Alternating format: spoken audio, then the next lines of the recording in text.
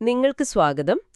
ഇന്ന് നമ്മൾ മഹാത്മാഗാന്ധിയുടെ ജീവിതത്തിലേക്ക് ഒന്ന് ആഴത്തിൽ നോക്കുകയാണ്.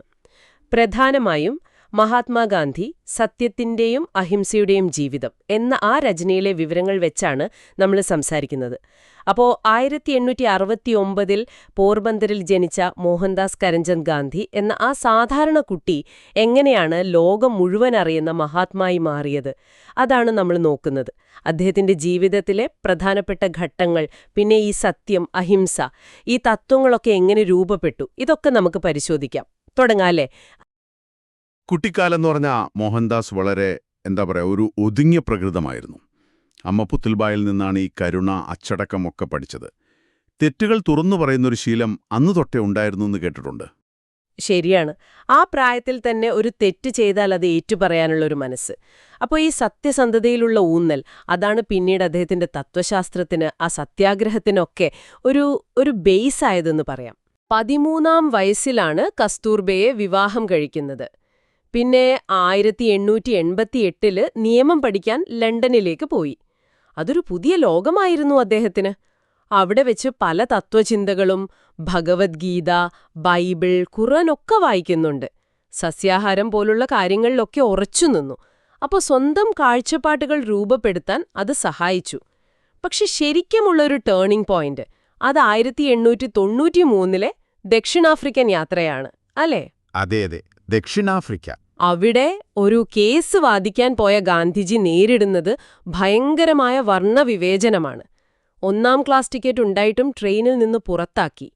പീറ്റർമാരിറ്റ്സ്ബർഗ് സ്റ്റേഷനിലെ ആ രാത്രി അത് അദ്ദേഹത്തെ വല്ലാതെ മാറ്റിമറിച്ചു. തീർച്ചയായും ആ അനുഭവം, ആ തണുത്ത രാത്രിയിലെ സ്റ്റേഷനിലെ ആ ഇരിപ്പ്, അതൊരു വ്യക്തിപരമായ അപമാനം എന്നതിലുപരി ശരിക്കും അനീതിക്കെതിരെ സമാധാനപരമായി പോരാടണം എന്നൊരു ഉറച്ച തീരുമാനത്തിലേക്ക് അദ്ദേഹത്തെ എത്തിച്ചു. ഇതിൽ നിന്നാണ് പിന്നീട് സത്യാഗ്രഹം അഥവാ ആത്മശക്തി എന്ന ആ വലിയ ആശയം വരുന്നത്. ഓഹോ. അതെ, കേവല പ്രതിഷേധമല്ല, സ്നേഹത്തിലൂന്നിയ, എതിരാളിയുടെ മനസ്സാക്ഷിയെ തൊടുന്ന ഒരു പുതിയ രീതി. ദക്ഷിണാഫ്രിക്കയിൽ ഏകദേശം 21 വർഷത്തോളം അവിടെ ഇന്ത്യൻ സമൂഹത്തിനു വേണ്ടി ഈ രീതിയിൽ പോരാടി. ശരിയാണ്. അവിടെ വെച്ചാണ് അദ്ദേഹം ലളിതജീവിതം ശീലിക്കുന്നതും ആശ്രമം സ്ഥാപിക്കുന്നതുമൊക്കെ. 1915 ഇന്ത്യയിൽ തിരിച്ചെത്തുമ്പോഴേക്കും അദ്ദേഹം അനുഭവങ്ങളുള്ളൊരു നേതാവായി മാറിയിരുന്നു. ഇന്ത്യയിൽ വന്നപ്പോൾ കണ്ടത് ബ്രിട്ടീഷ് ഭരണത്തിന് കീഴിലുള്ള ദാരിദ്ര്യവും ചൂഷണവുമാണ്. അപ്പൊ അതിനെതിരെയാണ് സ്വരാജ് എന്ന ആശയം അദ്ദേഹം മുന്നോട്ട് വയ്ക്കുന്നത്. സ്വരാജ്. ഇവിടെ ഈ സ്വരാജ് എന്ന വാക്ക് ശ്രദ്ധിക്കണം. അത് ബ്രിട്ടീഷുകാരിൽ നിന്നുള്ള ഒരു പൊളിറ്റിക്കൽ ഇൻഡിപെൻഡൻസ് മാത്രമല്ല ഗാന്ധിജി ഉദ്ദേശിച്ചത്. അതായത് വിദേശ സാധനങ്ങൾ ഒഴിവാക്കി നമ്മുടെ ആവശ്യങ്ങൾക്ക് നമ്മൾ തന്നെ ഉണ്ടാക്കുക, ഗ്രാമങ്ങൾ സ്വയം പര്യാപ്തമാകണം, അങ്ങനെയുള്ള ഒരു സാമ്പത്തിക സ്വാശ്രയത്വം കൂടിയാണത്. അതെ, ആ ലക്ഷ്യത്തിലേക്കുള്ള യാത്രയിലെ പ്രധാന മൈൽ സ്റ്റോൺസ് ആയിരുന്നു 1917 ചമ്പാരൻ സമരം, കർഷകർക്ക് വേണ്ടിയുള്ളത്. സത്യാഗ്രഹത്തിന്റെ ഇന്ത്യയിലെ ആദ്യത്തെ ഒരു പരീക്ഷണമായിരുന്നു അത്. ശരിയാണ്. പിന്നെ 1920 നിസ്സഹകരണ പ്രസ്ഥാനം, ബ്രിട്ടീഷ് സ്ഥാപനങ്ങളും സാധനങ്ങളും ബഹിഷ്കരിക്കാനുള്ള ആഹ്വാനം. പിന്നെ 1930 ഉപ്പ് സത്യാഗ്രഹം, അത് ചരിത്രമാണ്. അതെ, ദണ്ഡിയാത്ര. ഉപ്പിന്മേലുള്ള ആ നികുതിക്കെതിരെ 240 മൈൽ കാൽനടയായി. ആ യാത്ര ലോകം മുഴുവൻ ശ്രദ്ധിച്ചു. അവിടെയാണ് അഹിംസയുടെ ശക്തി ലോകം കാണുന്നത്. അഹിംസയെന്ന് പറഞ്ഞാൽ വെറുതെ കൊല്ലാതിരിക്കൽ മാത്രമല്ല, വാക്കുകൊണ്ടോ ചിന്ത കൊണ്ടോ പ്രവൃത്തി കൊണ്ടോ ആരെയും വേദനിപ്പിക്കാതിരിക്കുക, ശത്രുവിനോട് പോലും സ്നേഹം കാണിക്കുക. അതാണ് അതിൻ്റെ ഒരു കാതൽ.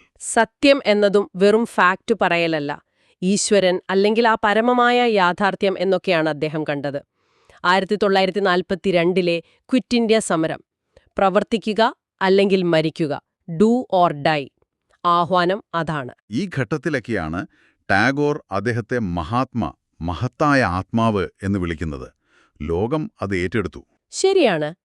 അദ്ദേഹത്തിന്റെ സമരങ്ങളുടെ ഒരു പ്രത്യേകത, സാധാരണക്കാർക്ക്, ഏറ്റവും താഴെയുള്ളവർക്ക് പോലും അതിൽ പങ്കെടുക്കാൻ പറ്റി എന്നതാണ്. അതെ, അതാണ് പ്രധാനം. ധാർമ്മികമായ ഒരു തലത്തിലേക്ക് സമരത്തെ കൊണ്ടുപോകാൻ അദ്ദേഹത്തിന് സാധിച്ചു.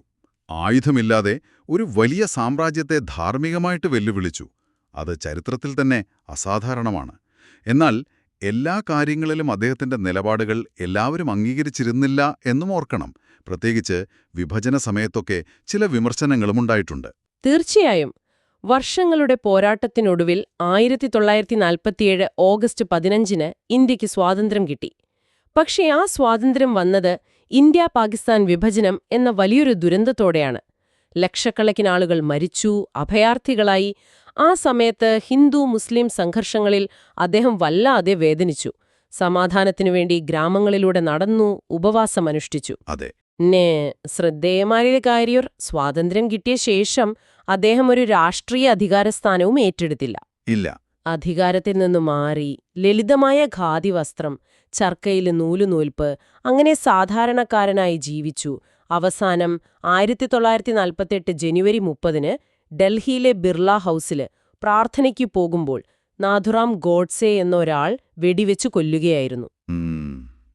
ഹേ രാം എന്നായിരുന്നു അവസാന വാക്കുകളെന്ന് പറയപ്പെടുന്നു. ഒരു ജീവിതം മുഴുവൻ അഹിംസ പറഞ്ഞ ഒരാൾ ഹിംസയ്ക്കിരയായി എന്നത് അതൊരു വലിയ വിരോധാഭാസം തന്നെ. Martin Luther king junior, Nelson Mandela, അങ്ങനെ ലോകം മുഴുവൻ ലക്ഷക്കണക്കിന് ആളുകൾക്ക് അദ്ദേഹം ഇന്നും പ്രചോദനമാണ്. സത്യം, അഹിംസ, നീതി, ഈ കാര്യങ്ങൾക്കുള്ള പ്രസക്തി ഒരിക്കലും പോകുന്നില്ല. അപ്പോൾ ചുരുക്കി പറഞ്ഞാൽ, വളരെ സാധാരണക്കാരനായ ഒരു മനുഷ്യൻ എങ്ങനെയാണ് തന്റെ ജീവിതം കൊണ്ട്, തന്റെ വിശ്വാസങ്ങൾ കൊണ്ട് ലോകത്തെ സ്വാധീനിച്ചത് എന്നതിൻ്റെ ഏറ്റവും വലിയ ഉദാഹരണമാണ് ഗാന്ധിജി. ആ സത്യത്തിലും അഹിംസയിലുമുള്ള അദ്ദേഹത്തിന്റെ ആ ഒരു ഉറച്ച നിലപാട്, അത് ചരിത്രത്തെ തന്നെ മാറ്റിയെഴുതി. ഈ അറിവുകൾ നിങ്ങൾക്ക് പുതിയ ചിന്തകൾക്ക് വഴിയൊരുക്കുമെന്ന് കരുതുന്നു. നിങ്ങൾക്കായി ഒരു ചോദ്യം വെച്ചുകൊണ്ട് നിർത്താം. ഇന്നത്തെ നമ്മുടെ ലോകത്ത് ചുറ്റും കാണുന്ന അനീതികൾക്കെതിരെ പ്രതികരിക്കാൻ ഗാന്ധിജിയുടെ ഈ സമാധാനപരമായ സമരരീതികളിൽ നിന്ന് നമുക്ക് എന്തൊക്കെ പാഠങ്ങൾ ഉൾക്കൊള്ളാൻ പറ്റും? ഒന്ന് ചിന്തിച്ചു നോക്കൂ. അടുത്ത തവണ കാണാം.